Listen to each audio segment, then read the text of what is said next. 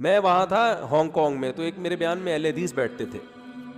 اچھا وہ مجھ سے کراس کویشچن بہت پوچھتے تھے بیان کے فوراً بعد، تو میں بڑا خوش ہوتا تھا، میں بیٹھاتا تھا. میں نے کہا آرام سے بیٹھو. بڑی گپ شپ ہو گئی میری ان سے، دوستی ہو گئی. انہوں نے کہا یار جو بھی جس سے بھی سوال پوچھو وہ عام طور پہ غصہ ہو جاتا ہے، آپ کم از کم تمیز سے جواب دے دیتے.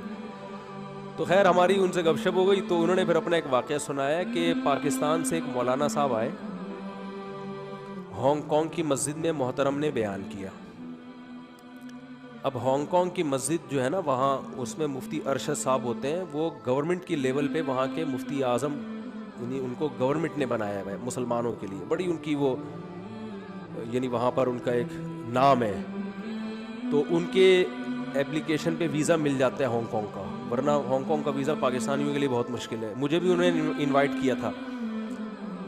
تو گورنمنٹ ان کو بڑا سپورٹ کرتی، یعنی گورنمنٹ میں ان کی بڑی ویلیو ہے.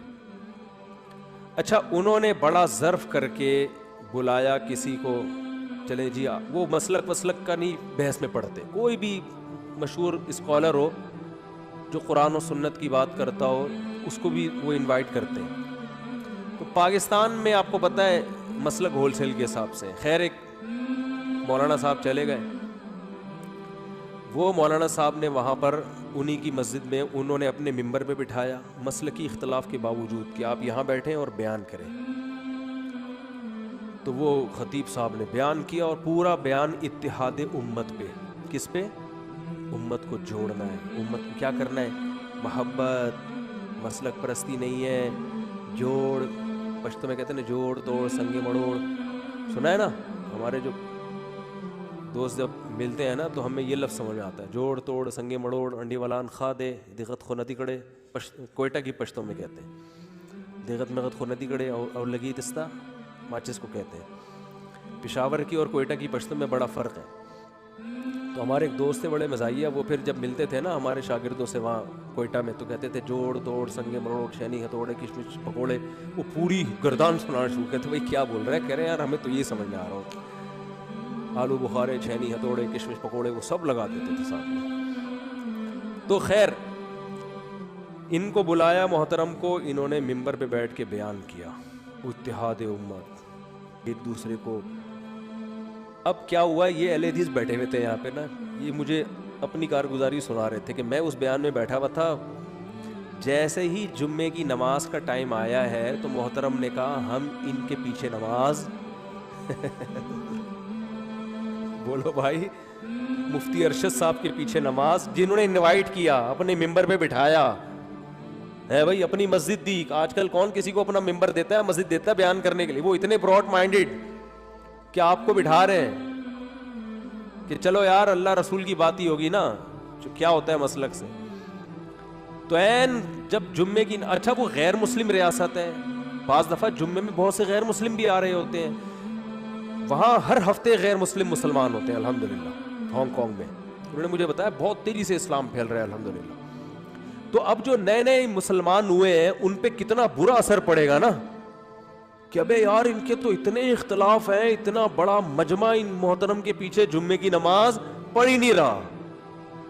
تو چلو یار آپ بعد میں دہرا لینا، فی الحال سیاستاً پڑھ لو ٹھیک ہے نا، پبلک کو دکھانے کے لیے پڑھ لو، غیر مسلموں پہ برا اثر نہ جائے. غیر مسلموں پہ کتنا برا اثر پڑے گا. جو نئے نئے مسلمان ہوئے ہیں یا ہونے والے ہیں وہ کہیں گے یار اتنا میٹھا بیان اور نماز نہیں پڑھ رہے. اب وہ جو حضرت مفتی ارشد صاحب تھے انہوں نے کہا کہ بھائی یہاں میں آپ کو مصلی پہ کھڑا کر دیتا، میں آپ کے پیچھے پڑھ لیتا، لیکن گورنمنٹ کی طرف سے مصلی پہ کسی اور کو کھڑا ہونے پر پابندی، کیونکہ پہلے اس طرح کے کچھ اختلافات ہو چکے ہیں پھڈے وڈے.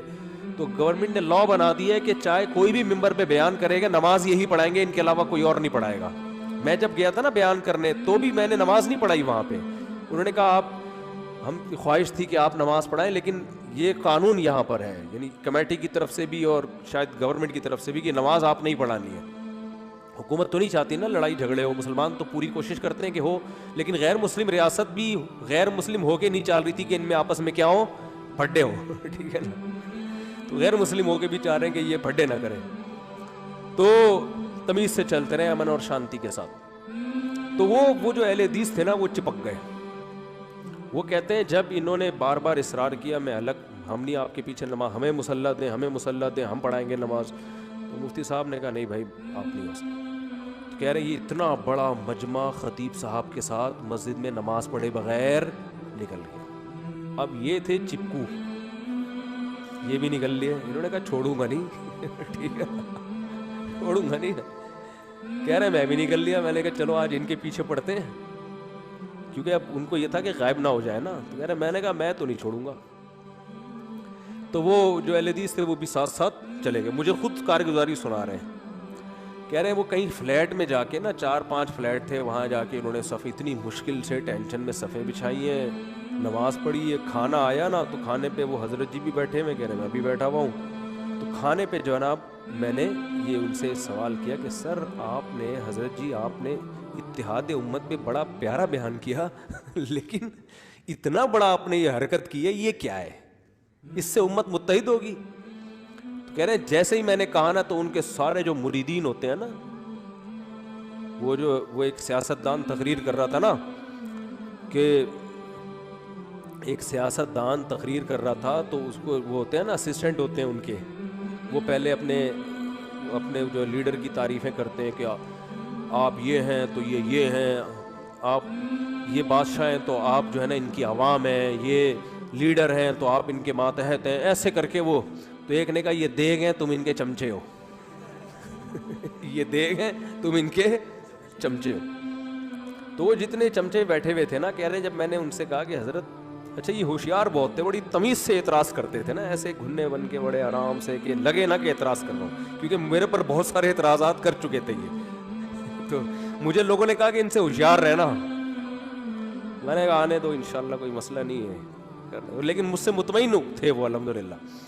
وہ مولانا ابوالکلام آزاد جو تھے نا, وہ پاکستان بنانے کے قائل نہیں تھے, مولانا اشرف علی تھانوی قائل تھے.